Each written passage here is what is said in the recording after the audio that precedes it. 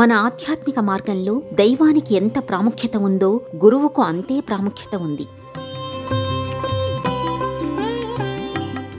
ఎందరో గురువులు ఈ పవిత్ర భారతావనిపై అవతరించి మనల్ని ముక్తి మార్గం వైపు ముందుకు నడిపిస్తున్నారు. యుగయుగాలుగా మన ఆర్షధర్మం ముందుకు కొనసాగడంలో గురువులు ప్రధాన పాత్ర పోషిస్తున్నారు. ఆధ్యాత్మిక దీప్తిని సముజ్వలంగా ప్రజ్వలింపచేయడంలో గురువులది కీలక భూమిక. ఆ నేపథ్యంలోనే ద్వైత సిద్ధాంతంతో హైందవ ధర్మాన్ని పరిపుష్టం చేశారు మధ్వాచార్యులు. ద్వైత మతాన్ని స్థాపించి హరియే శ్రేష్ఠుడు, జగత్తు సత్యం అనే తత్వాన్ని ప్రబోధించారు. ద్వైత సిద్ధాంతాన్ని విస్తృతంగా పరివ్యాప్తి చేయడానికి కర్ణాటకలోని ఉడిపి పరిసర ప్రాంతాల్లో అష్టమఠాలను స్థాపించి ద్వైత సిద్ధాంత ప్రాచుర్యానికి విశేషంగా కృషి చేశారు.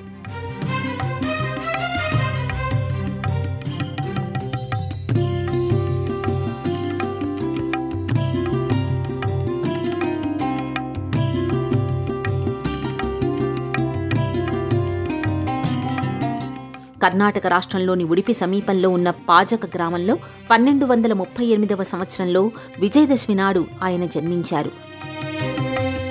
పూర్ణ ప్రజ్ఞ, ఆనందతీర్థ, మధ్వాచార్య నామాలతో ద్వైత మతాచార్యులు అయ్యారు.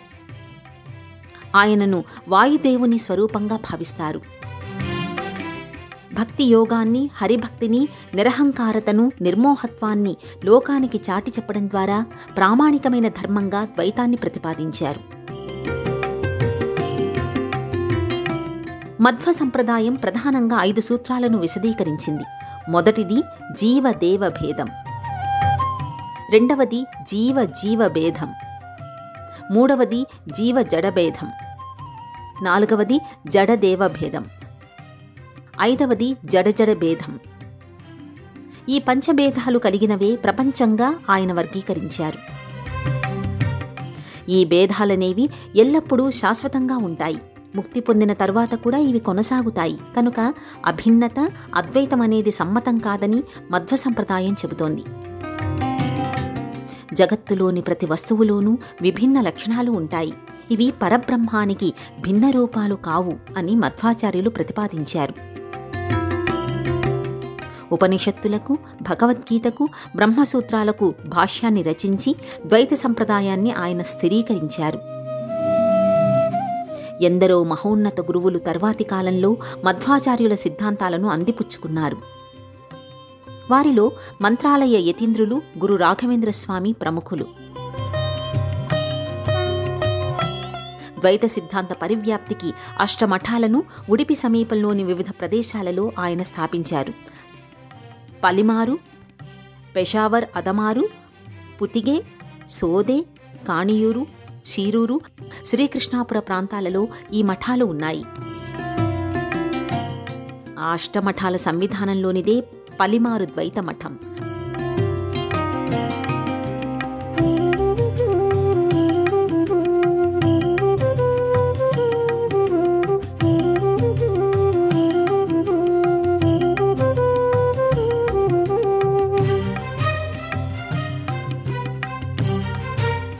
పలిమారు గ్రామంలో ఉత్తరాన శాంభవీ నది ఒడ్డున ఉన్న ఈ మఠం ఎంతో ఆహ్లాదకరమైన పరిసరాల నేపథ్యంగా నెలకొని ఉంటుంది. ఈ లోగిలిలోకి అడుగిడిన భక్తులను అలౌకికానుభూతి చుట్టుముడుతుంది. ఆధ్యాత్మిక ప్రశాంతతకు అచ్చమైన చిరునామాగా ఈ మఠం దర్శనమిస్తుంది. 1250–1330 సంవత్సరాల మధ్యకాలంలో జీవించిన రిషికేశ తీర్థ ఈ మఠానికి మొదటి యతీశ్వరులు. సమంత్మేష్ తీర్థ ఆ తర్వాత పీఠాధిపత్యం వహించారు. అపరాజిత తీర్థ, రాజరాజేశ్వర తీర్థ, ముఖ్యప్రవీర తీర్థ మొదలైన యతులు పలిమారు మఠానికి యతీశ్వరులుగా విశేషమైన సేవలు అందించారు. ప్రస్తుత మఠాధిపతి శ్రీ విద్యాదేవీశ తీర్థస్వామి. పూర్వాశ్రమంలో ఆయన పేరు రమేష్ తంత్రి. వీరు 1956 సంవత్సరంలో జన్మించారు. సన్యాస దీక్షను 1979లో స్వీకరించారు. శ్రీ విద్యాదేవిశ తీర్థులు విద్యా సోపానంగా శ్రీ యోగదీపిక విద్యాపీఠాన్ని స్థాపించారు. వేదాలు, వేదాంతం, వైదికపరమైన పౌరోహిత్య సేవలకు శిక్షణ అందిస్తుంది. ఆయన యమక భారత గ్రంథాన్ని రచించారు. సుందరకాండను కన్నడ భాషలోకి అనువాదం చేశారు.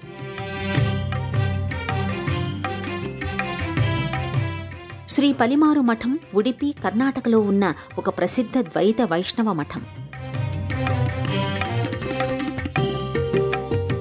శ్రీ మధ్వాచార్యులు స్థాపించిన మొదటి మఠంలాగే ఉడిపిలోని అష్టమఠాలలో ఇది మొదటిది.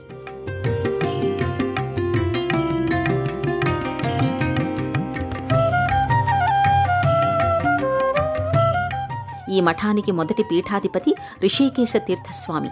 ఆయన శ్రీ మధ్వాచార్యుల మొదటి శిష్యులు. ఈ మఠం ప్రధాన కేంద్రం ఉడిపికి 35 కిలోమీటర్ల దూరంలో ఉన్న పలిమారు గ్రామంలో శాంభవీ నదీ తీరంలో ఉంది. ఈ మఠంలో శ్రీ సీతా లక్ష్మణ సహిత కోదండరామస్వామి, శ్రీ వేదవ్యాస, ఆంజనేయస్వామి దేవతామూర్తులు మందిరాలలో నెలకొని ఉంటాయి. ఈ విగ్రహాలను మధ్వాచార్యులు ఈ మఠంలో ప్రతిష్ఠించారు. మధ్వాచార్యుల కాలం నుంచి ఇప్పటి వరకు ఈ విగ్రహాలే మఠానికి ప్రధాన దేవతామూర్తులుగా, ఆరాధ్య దైవ స్వరూపాలుగా నిత్య పూజలను అందుకుంటున్నాయి. 13వ శతాబ్దంలో ఈ మఠం శ్రీ మధ్వాచార్యులచే స్థాపించబడింది. ఉడిపి శ్రీకృష్ణ దేవాలయంలోని పూజలను అష్టమఠాలు 2 ఏళ్లకొకసారి చక్రీయ క్రమంలో నిర్వహిస్తాయి. శ్రీ పలిమారు మఠం ఈ వ్యవస్థలో మొదటి స్థానంలో ఉంది. ఆర్షధర్మ ప్రచారంలో ఈ మఠం ముందు వరుసలో ఉంటుంది. వేద విద్యాభ్యాసానికి సంబంధించి ఎంతో పురాతనమైన వేద పాఠశాల ఇప్పటికీ ఇక్కడ కొనసాగుతోంది.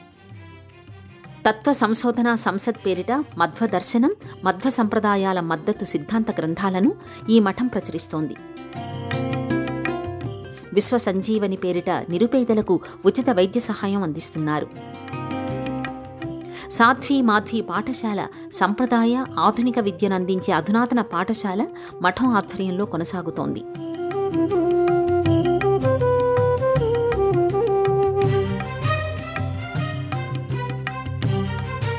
తీర్థహళ్లిలో 600 మంది విద్యార్థులతో గురుకుల పాఠశాలను నిర్వహిస్తున్నారు. శ్రీ పలిమారు మఠం నిర్వహణలో ఉడిపిలో 3 అతిథి గృహాలు యాత్రికులకు వసతి కల్పిస్తున్నాయి.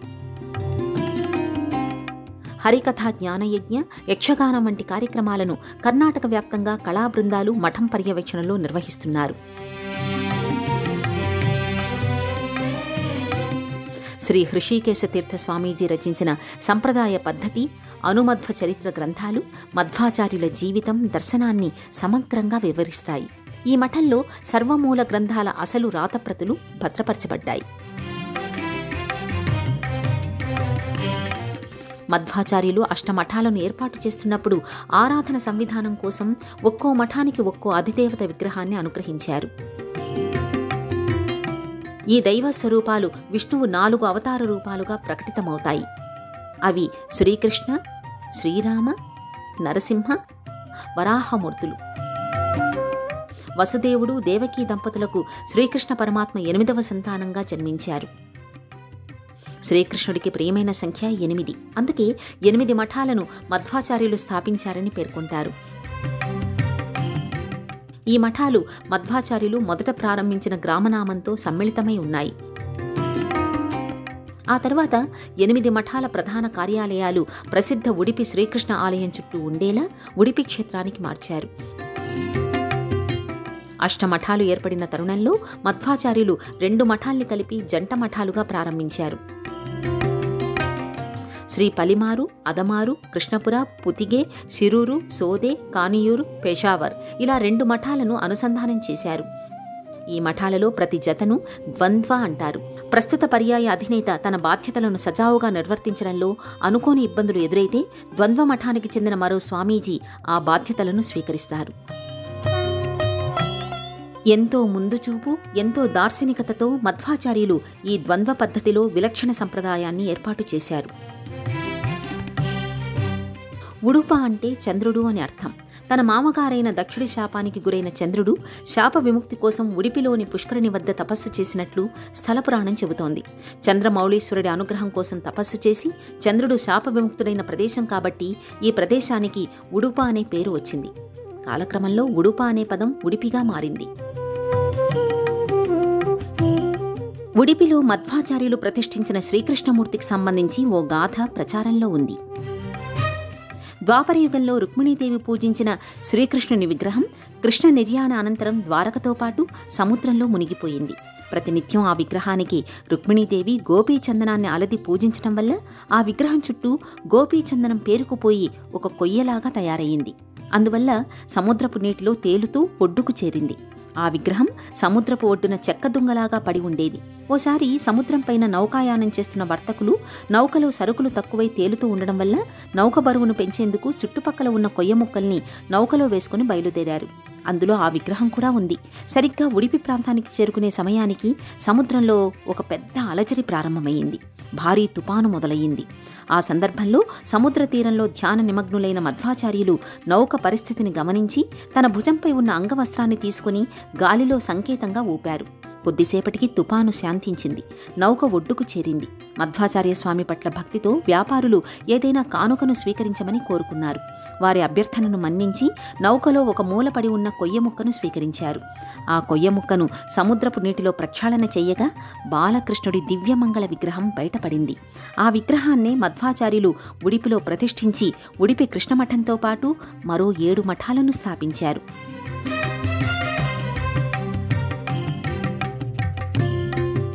శ్రీ పలిమారు మఠం మధ్వ సంప్రదాయాన్ని సమున్నత రీతిలో ప్రతిఫలిస్తుంది. అష్టమఠాల గురు పరంపరలోని ఆచార్యులు 2 ఏళ్లకొకసారి శ్రీకృష్ణుడి పూజా కైంకర్య భాగ్యాన్ని స్వీకరించే వేడుకగా పర్యాయ ఉత్సవాన్ని నిర్వహిస్తారు. 2 ఏళ్లకొకసారి జరిగే ఈ పర్యాయ ఉత్సవ సందర్భంలో ఉడిపి క్షేత్రం మరింత శోభాయమానంగా ఉంటుంది.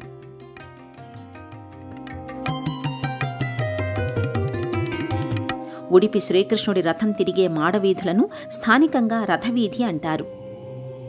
ఈ రథవీధిలోనే పలిమారు మఠంతో పాటు మిగతా మఠాలు కూడా నెలకొని ఉంటాయి. ఈ అష్టమఠాల పీఠాధిపతులకు మాత్రమే శ్రీకృష్ణ గర్భాలయ ప్రవేశ అర్హత ఉంటుంది. పూజా కైంకర్యాలను వారే స్వయంగా నిర్వహిస్తారు.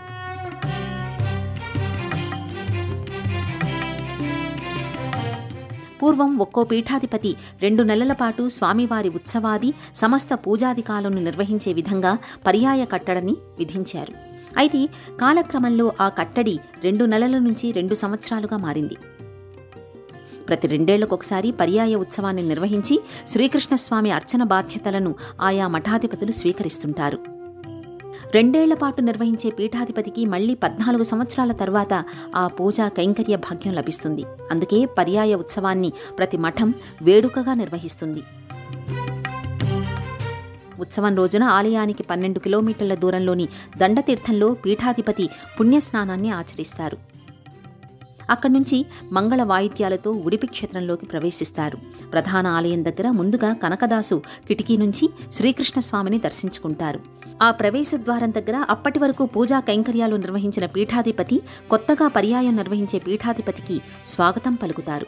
గర్భాలయం వద్ద మధ్వాచార్యులు ఉపయోగించిన వెండి అక్షయపాత్ర, గరిట, తాళాలను పర్యాయ బాధ్యతలను నిర్వహించే కొత్త పీఠాధిపతికి అప్పగిస్తారు. పర్యాయ పీఠాధిపతులు మధ్వపీఠంపై ఆసీనులు కావడంతో పర్యాయ స్వీకరణ అనేది పరిపూర్ణమవుతుంది. ఎవరు పర్యాయాన్ని స్వీకరించినా మిగతా 7 మఠాల పీఠాధిపతులు పాల్గొంటారు. ఈ అపురూప ఘట్టాన్ని తిలకించేందుకు లక్షలాదిగా భక్తులు ఉడిపి క్షేత్రానికి చేరుకుంటారు.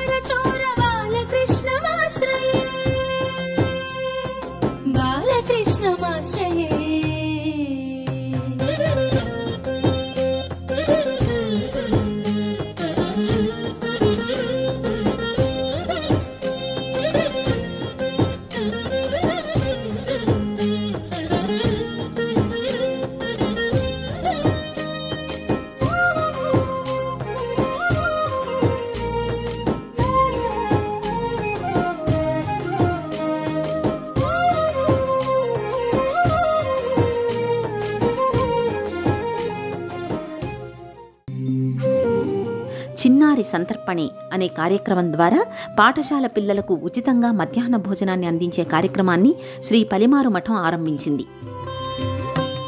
అలాగే ఉడిపి సమీపంలోని 6 గ్రామాలను దత్తత తీసుకుని అక్కడ వైద్య, ఆరోగ్య, విద్య, మౌలిక వసతుల వంటి కల్పనపై ప్రత్యేక కార్యక్రమాలను ఈ మఠం అమలు చేస్తోంది. కోటి రామనామ లేఖన యజ్ఞం పేరిట భక్తులు రామనామాన్ని కోటిసార్లు లిఖించాలనే పవిత్ర అక్షర యజ్ఞం ఈ మఠం ఆధ్వర్యంలో కొనసాగుతోంది.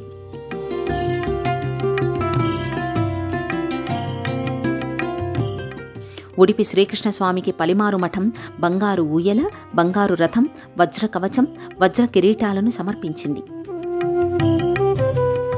ప్రస్తుతం పలిమారు పీఠానికి విద్యాధీశ తీర్థస్వామి పీఠాధిపత్యం వహిస్తున్నారు.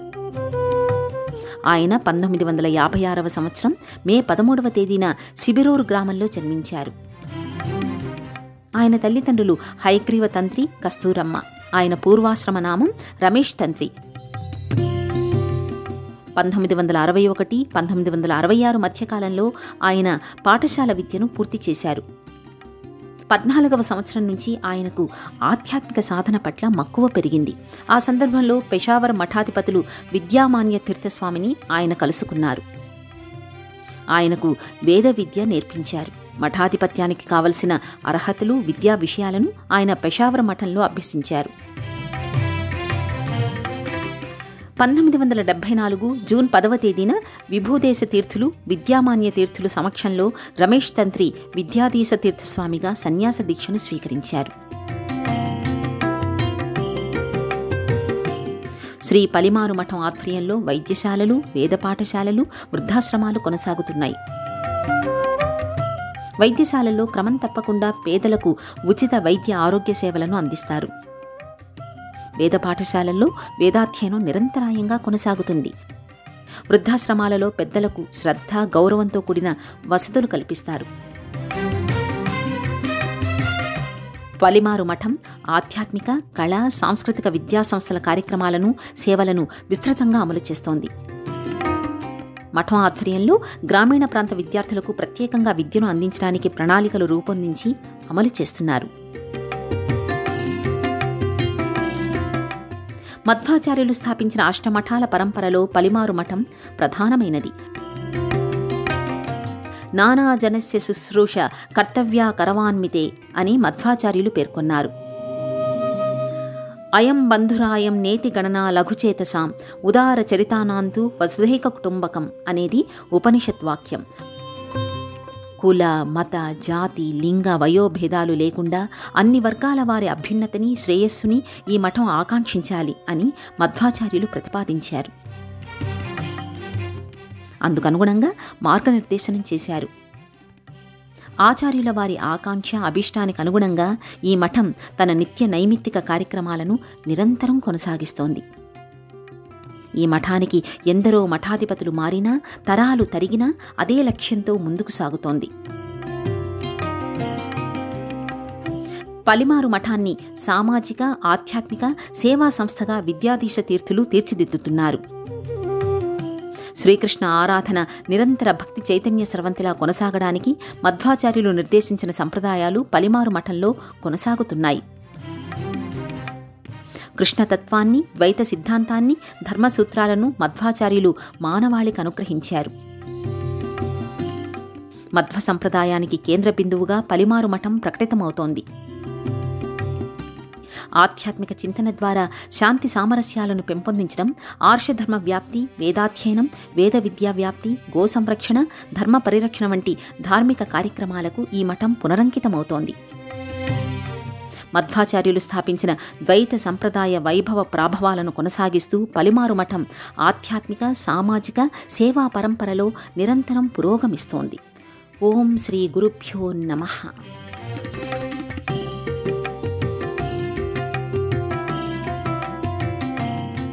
ఈ కార్యక్రమాన్ని తిరిగి చూడాలనుకుంటే www.youtube.com/@ETV Life Spiritual లో చూడవచ్చు.